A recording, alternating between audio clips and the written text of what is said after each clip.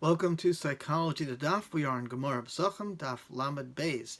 Our Gemara quotes the same position of Rabbi Simcha ben Hakana that we discussed earlier on Daf Chav Tes. His position is that the concept of Kim Lebe de Rabba Minei applies to even Chiyav Karis and not merely a Chiyav Misa B'dei Shemayim, such as a heavenly death decree. Now, to review, Kim Lebe de Rabba Minei is the following principle. If someone does a prohibited action that entails both a mortally severe punishment and a financial penalty, he is exempted from the financial penalty. For example, someone who commits an act of theft while simultaneously taking the object from a private domain to a public domain on Shabbos, since he is mortally liable for violating the Shabbos, we exempt him from the additional penalty. Now, we also find another teaching of Rabbi Simcha ben Hakana in Pirkei Avos, Perek Gimel, Mishnah Hey, which says like this: Rabbi Simcha ben Hakana Omer, Kol Makabel Olav Ol Torah, Ma'avir Mimenu Ol Malchus VaOl Derech Eretz, V'Chol Porek Mimenu Ol Torah, Nosten Olav Ol Malchus VaOl Derech Eretz. We translate that as follows: Rabbi Simcha ben Hakana said, whoever takes upon himself the yoke of Torah, they remove from him the yoke of government and the yoke of worldly concerns. And whoever breaks off from himself the yoke of Torah, they place upon him the yoke of government and the yoke of worldly concerns. In other words, basically, somebody who's involved in Torah will not be bothered through divine providence, will not be bothered with regular, ordinary burdens.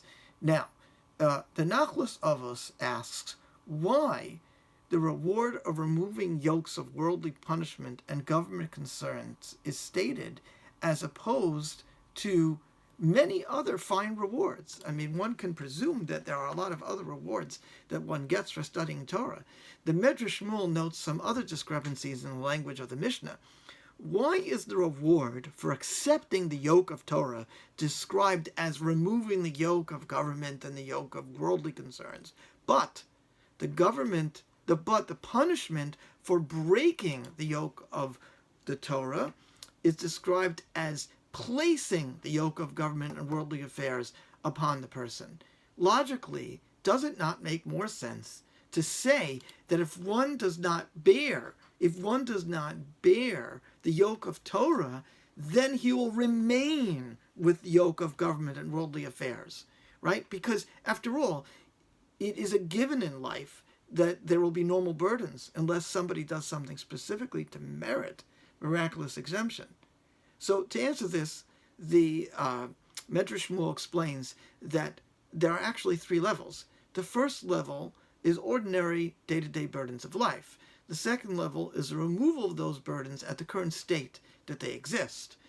Now, if one maintains his Torah study but does not grow it, he will maintain that level of exemption for worldly burdens, but not free himself from new ones as they arise.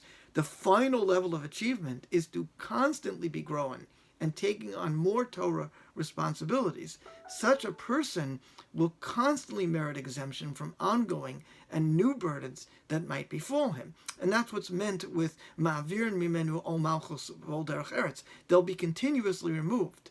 Now, I wonder if we may relate this teaching to what Rabbi Simcha ben Hakana taught about Kim Lebe de Rabba Minei, namely, as he holds from the most lenient view that one cannot be burdened with multiple punishments, certainly God, in his abundant mercy and kindness, would not burden a person more than necessary. Therefore, the Torah sage who takes on the burden of Torah study proactively will be exempted from other worldly duties.